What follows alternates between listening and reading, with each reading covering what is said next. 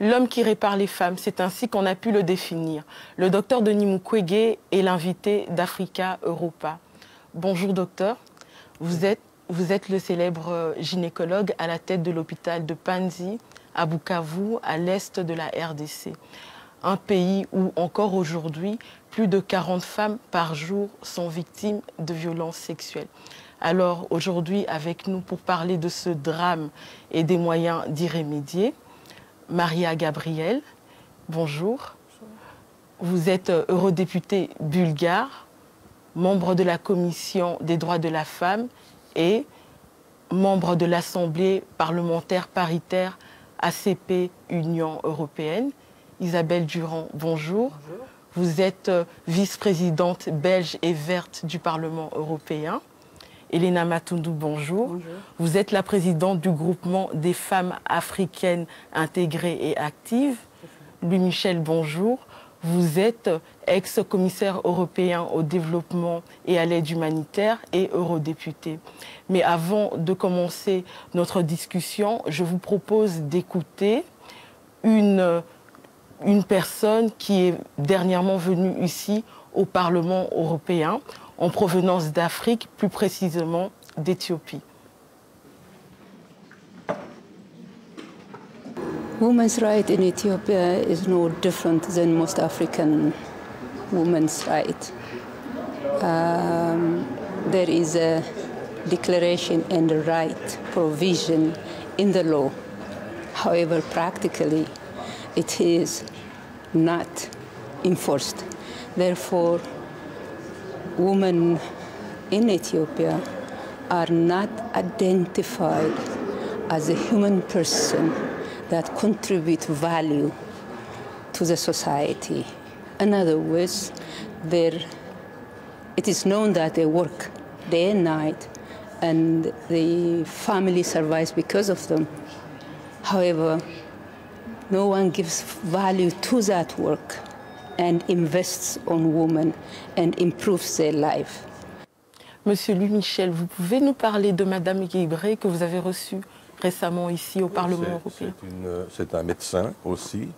C'est un médecin éthiopien qui n'a d'ailleurs pas toujours eu des rapports sans malentendu avec le pouvoir en Éthiopie et qui s'est battu depuis de très longues années après avoir eu une carrière médicale au plus haut niveau aux États-Unis. Elle a décidé de rentrer dans son pays pour aider notamment les femmes et surtout les petites filles et les enfants au niveau de l'excision. Elle mène un combat depuis très longtemps avec beaucoup de résultats, il faut bien dire, puisque aujourd'hui le taux d'excision a vraiment diminué radicalement en Éthiopie. Et aujourd'hui, le pouvoir, d'ailleurs, est occupé à prendre conscience du problème.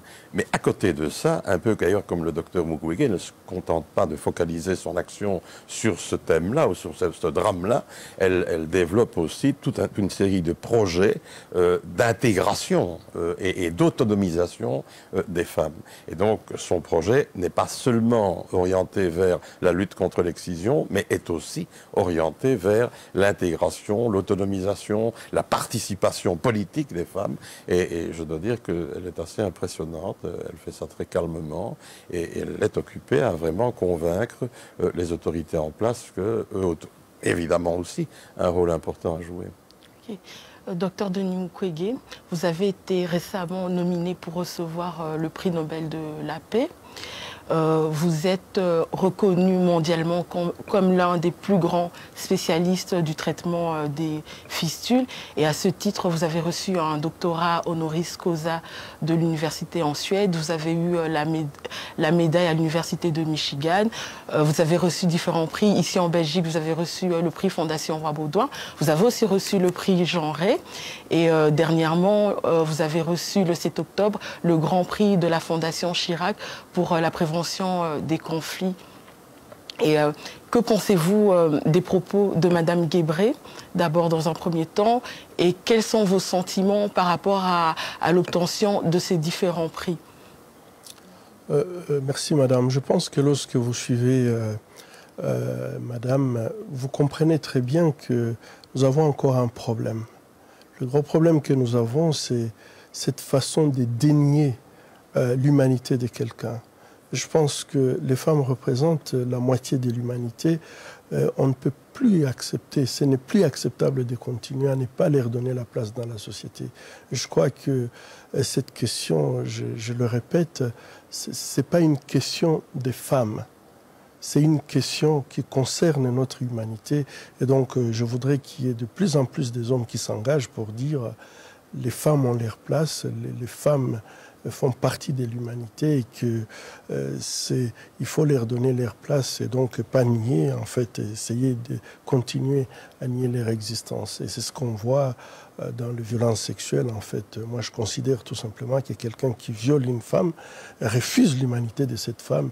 Et donc, ce ne sont pas les femmes qui doivent se battre, c'est toute l'humanité qui doit s'élever pour dire non. Okay. Et quelle est la situation actuelle à l'est de la RDC? Est-ce que vous pouvez nous parler de votre quotidien à l'hôpital de Panzi? En fait, à l'hôpital de Panzi, c'est un hôpital général de référence. Donc, contrairement à ce que peut-être souvent on croit, on pense que l'hôpital de Panzi s'occupe uniquement de femmes victimes de violences sexuelles. Nous soignons tous les malades.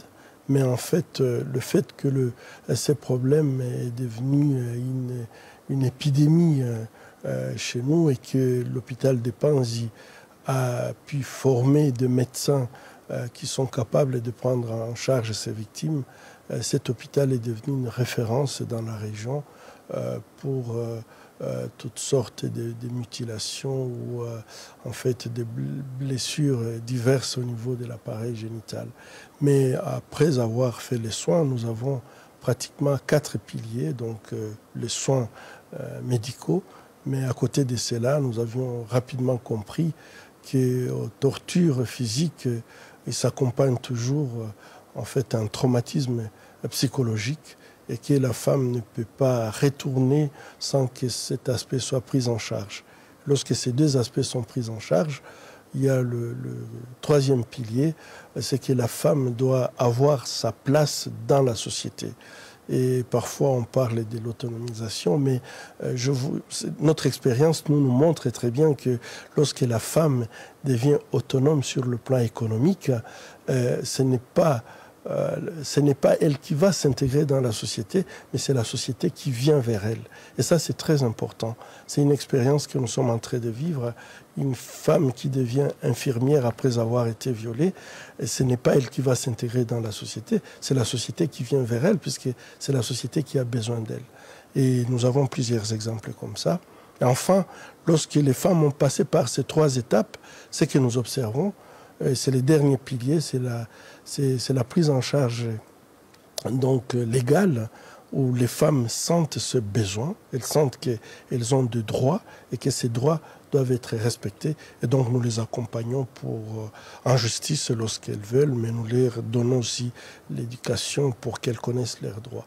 Voilà un peu, c'est pas seulement les soins physiques, mais c'est une vue holistique de la femme que nous traitons à Panzi. Okay.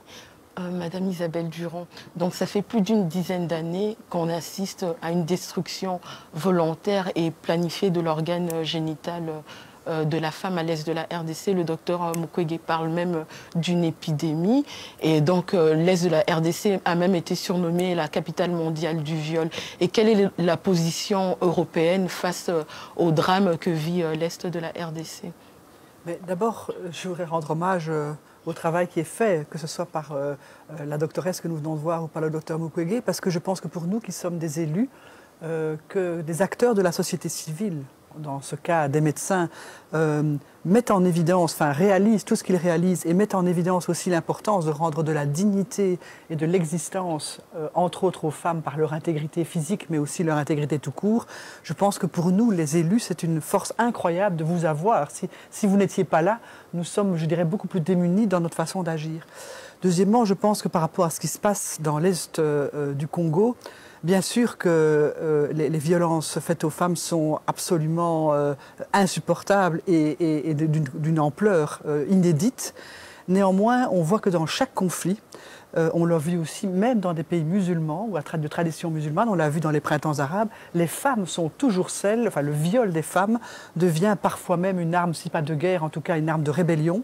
Violer une femme, c'est aussi violer une ethnie, parce que dans l'Est du Congo se pose tout le problème des différentes ethnies, des Congolais rwandophones, de tout ce mélange ethnique qui est mal assumé et qui du coup donne lieu à des violences dans lesquelles les femmes sont toujours les premières visées, parce que quand on détruit une femme, on détruit une famille, on détruit un village, on détruit éventuellement une ethnie ou une catégorie. Et donc je pense que c'est ça aussi qu'on vise, c'est non seulement les femmes, mais c'est aussi la fragilisation de celles qui sont, je dirais, un peu les premières lignes dans ce domaine. Donc ce n'est pas une spécificité du Congo, mais c'est néanmoins dans ce conflit-là une façon d'utiliser les femmes comme, je dirais simplement, des variables d'ajustement dans un conflit, dans un rapport de force entre des ethnies ou tous ceux qui, je dirais, manipulent les violences dans cette partie du monde, dans cette partie du Congo. Mais on sait qu'au centre du conflit, justement, il y a un enjeu, c'est la richesse du sous-sol de l'Est de la RDC, l'exploitation des minéraux. Donc il y a des groupes armés, les rebelles utilisent la violence sexuelle comme arme. Donc c'est une tactique de guerre. Donc la violence, elle est planifiée, la violence sexuelle, elle est planifiée, elle n'est pas culturelle. On peut même dire aujourd'hui qu'elle n'est pas sexuelle, puisque c'est dans l'intention de détruire. Et donc si elle est planifiée, donc on peut y remédier, c'est-à-dire qu'on peut prévoir cette violence. Alors quels sont les moyens qu'on peut mettre en place justement pour lutter contre, par exemple, l'impunité, parce que l'impunité subside. Madame Gabrielle, vous pourrez peut-être en parler, vous qui êtes commissaire aux droits de la femme. Merci beaucoup pour la question. Effectivement, la lutte contre les violences faites aux femmes, c'est aussi une lutte contre l'impunité. C'est très clair pour nous tous. Mais cela passe par une approche intégrée, c'est-à-dire que d'une part, il y a le mot-clé qui est le mot prévention. Il faudrait continuer à en parler, avoir des campagnes de sensibilisation, des campagnes d'information, et que ces campagnes d'information ne s'adressent pas seulement aux femmes, mais surtout aux hommes et à toute la communauté qui, elle, est capable de pouvoir réagir. Ensuite, pour des mesures un peu plus concrètes, il est nécessaire aussi que dans les unités où se prennent les décisions, ou les unités qui agissent sur le terrain, on intègre les femmes. À ce titre, c'est au mois de septembre que la première femme formatrice spécialisée des luttes contre les violences sexuelles au sein de la police congolaise a été formée, choisie. C'est un pas en avant, c'est plutôt symbolique. Il faut continuer dans cette direction parce que nous n'avons pas de femmes qui soient intégrées dans ces unités, qui sont capables aussi sur le terrain de faire un énorme travail. Il est nécessaire évidemment à ce titre de continuer le travail qui concerne tout le dialogue avec les autres acteurs sur le terrain. Et nous avons ici un exemple qui ne peut que nous motiver. Ce que Dr Mukwege fait, c'est tout simplement un message qui nous est adressé à toute la communauté internationale, mais aussi pour la population locale. Et au-delà de ces quelques mesures, nous avons effectivement la grande question de la place des femmes dans les sociétés, pas seulement en temps de conflit, mais aussi en temps de paix. C'est ça qui me manque quelque part, c'est que trop souvent on se concentre sur des situations de conflit. Or, ça se passe aussi dans des pays où le conflit, on est dans une situation de post-conflit, la paix n'est pas tout simplement donnée pour que les violences disparaissent. Je pense que c'est aussi nécessaire de faire à chaque fois le lien et de ne pas oublier cette question, même lorsque le conflit s'atténue. Okay. Avant de revenir sur le rôle de la femme, Monsieur Louis Michel, je voudrais savoir, est-ce que l'Europe contrôle par exemple les entreprises européennes qui exploitent les minéraux à l'est de la RDC? Je pense par exemple à l'industrie de l'électronique qui utilise beaucoup les minéraux en provenance de cette région.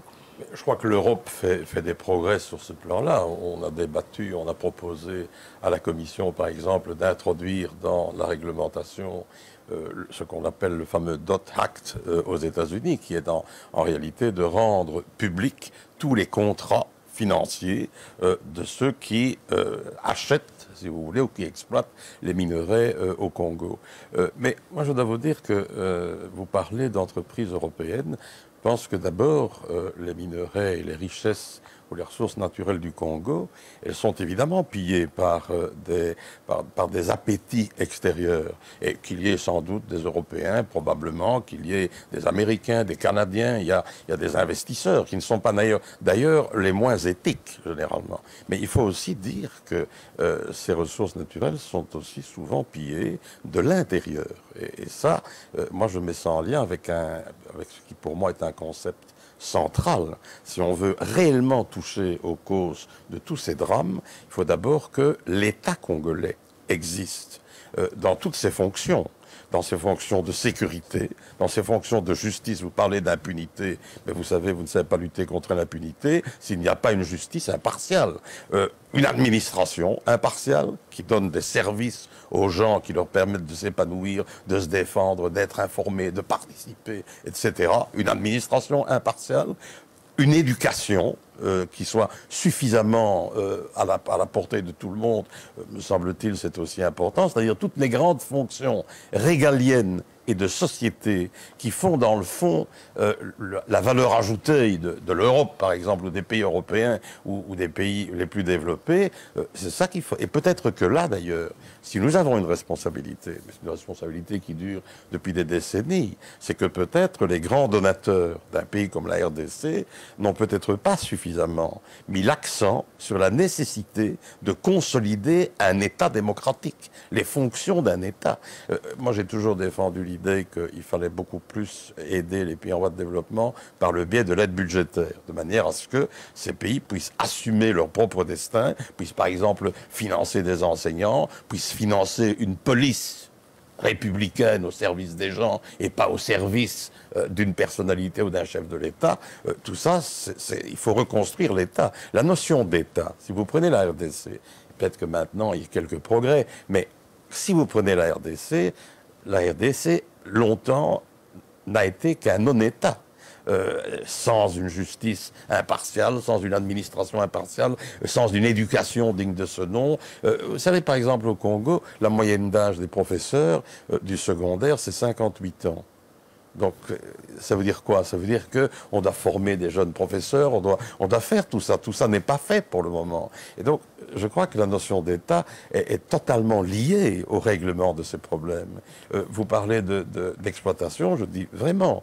Je pense qu'il faut aussi qu'à l'intérieur du pays, on utilise les ressources naturelles et le produit des ressources naturelles pour faire des politiques sociales, pour faire des politiques éducatives, pour reconstruire l'État. Enfin, chez nous, c'est quand même important de dire ça. La contribution du citoyen, ça représente grosso modo 50%. Un citoyen, et on a coutume de dire qu'un citoyen chez nous travaille un jour sur deux pour l'État. Ben oui, mais il travaille justement pour rendre possible tous ces services qui épanouissent alors l'individu, qui l'éduquent, qui lui donnent une autre culture, un autre respect de l'autre, une autre humanité, comme le disait très bien le docteur Mukwege. Ok, justement, l'opinion congolaise et la diaspora ici en Europe dénonce le plus grand silence qu'est le viol en RDC.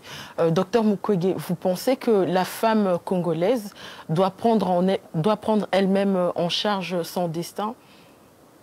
Je pense que la femme congolaise joue déjà grandement son rôle. Et je ne pense pas qu'il faut la demander plus. Elle a déjà fait plus.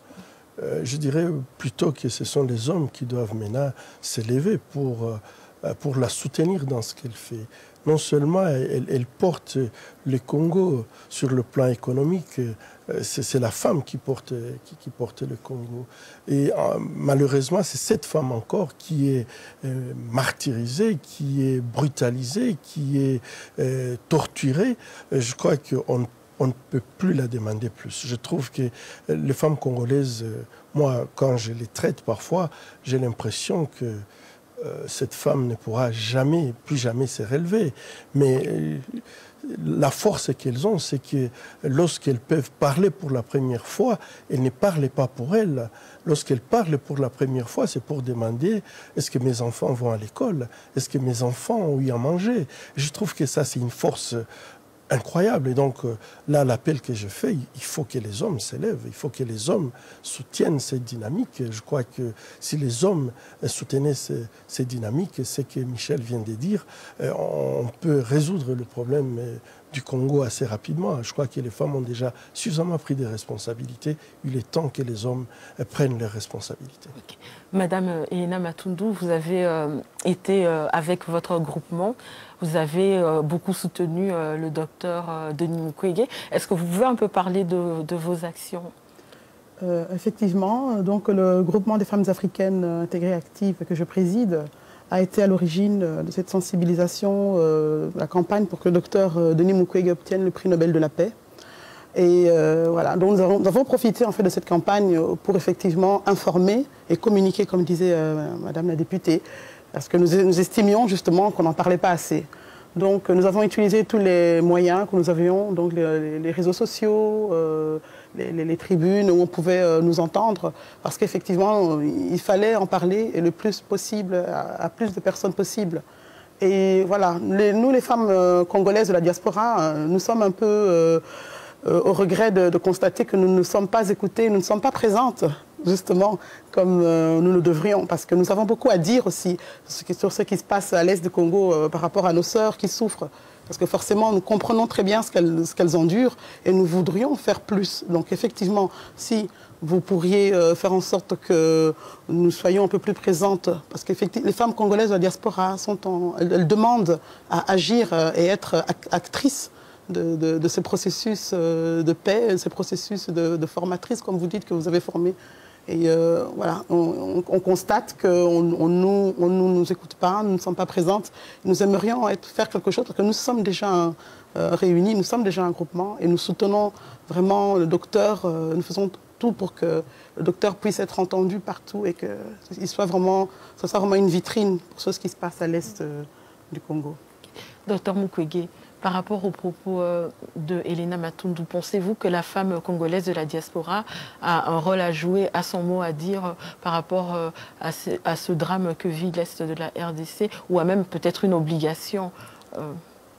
Elles sont d'abord congolaises, donc je pense qu'à ce titre, notre constitution parle de la parité, mais il faut voir déjà, on a aussi, pas seulement notre constitution, mais on a la résolution 1325 du Conseil de sécurité qui demande à ce que les femmes soient toujours partie prenante dans le processus de paix.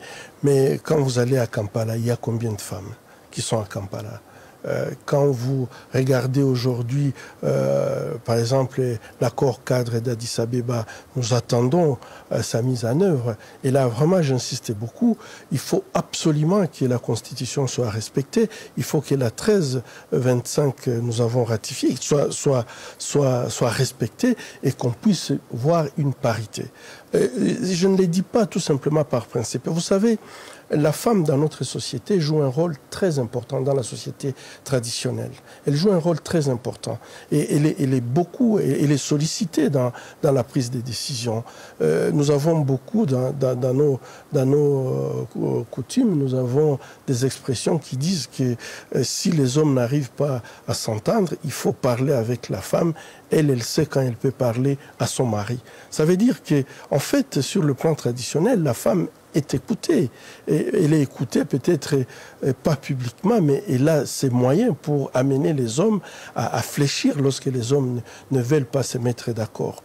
Et ces mécanismes, en fait, avec l'évolution, ces mécanismes ont complètement disparu, puisque pour qu'aujourd'hui une femme soit écoutée, il faut qu'elle soit éduquée. Et malheureusement, l'éducation est sélective. Au Congo, lorsque vous demandez à une famille qui a 3 enfants, qu'il y a des filles et des garçons, la priorité est donnée aux garçons. On ne peut pas espérer voir ces femmes au sommet de l'organisation ou des institutions si à la base on ne les formait pas. Et moi, je pense qu'aujourd'hui, les femmes de la diaspora, la plupart ont une bonne éducation. Et il faut les utiliser dans le processus de paix. Et là, je crois qu'ils vont jouer un rôle qui peut amener finalement les hommes à pouvoir comprendre que les femmes ne doivent pas seulement payer. Lorsqu'il y a une guerre, c'est elles qui payent. Et que lorsqu'il faut diriger, on les exclut, on les met à côté. Et donc, je fais un appel solennel aux femmes de la diaspora de pouvoir s'engager. Elles sont de la diaspora, mais elles sont d'abord congolaises et la Constitution leur donne des droits. Il faut que les femmes de la diaspora demandent de jouir de tout ce que la Constitution leur donne. Madame Isabelle Durand, justement, vous qui êtes une femme et eurodéputée ici au Parlement européen, comment pourrez-vous justement guider une femme, et Madame Gabrielle aussi, une femme de la diaspora congolaise, justement, à différentes étapes des démarches pour justement revendiquer ce droit-là? Mais bon, moi j'en reçois assez bien des femmes de la diaspora belge, de la diaspora congolaise, et c'est vrai qu'elles sont très actives. Parfois, c'est vrai, on a du mal, ou elles ont du mal à trouver le chemin pour faire des choses vraiment utiles, et utiles dans la durée, pas seulement un coup de pouce, une solidarité, mais vraiment un vrai rôle structurel. Et donc je crois, c'est vrai qu'il y a vraiment là une place pour les femmes de la diaspora, et singulièrement pour les femmes. La question, c'est comment nous pouvons, nous parlementaires, dans des auditions ici au Parlement, pas nécessairement par un soutien financier, d'ailleurs je ne suis pas sûre que c'est de ça qu'il s'agit, c'est plutôt une reconnaissance, c'est une capacité de l'ensemble de ces femmes à faire des plateformes communes aussi, parce que voilà, on doit s'entendre, et même au sein des femmes de la diaspora, il y a évidemment des points de vue un peu différents, et c'est normal, c'est la démocratie, mais donc d'avoir la capacité de faire des plateformes communes, de pouvoir porter et revendiquer un certain nombre de choses, de pouvoir soutenir ou encourager, ou même de parrainer des femmes congolaises du Congo, de l'Est du Congo, ou d'ailleurs au Congo, qui sont dans un parcours qui est un parcours positif ou un parcours utile, que ce soit au niveau local, au niveau provincial, que ce soit dans une fonction, quelle qu'elle soit, mais une fonction en tout cas où la femme, ou ces femmes-là, congolaises du Congo, peuvent jouer un rôle. Donc je crois qu'il y a un rôle de chaînon, et nous, en tout cas, et Mme Gabrielle ne dira pas le contraire, je dirais nous, les femmes parlementaires, et les hommes aussi d'ailleurs, parce que j'ai inclus évidemment Louis Michel là-dedans, je pense que nous sommes vraiment attentifs à essayer de donner de la place et de se servir du Parlement européen comme caisse de résonance aussi. C'est un lieu dans lequel, quand on y entre, on peut faire entendre une voix à la condition qu'on connaisse les codes, et nous, on est toutes prêtes à vous donner les codes. Ok, on va terminer alors là-dessus. Merci. Merci à vous. Merci. Merci, madame. C'est très intéressant.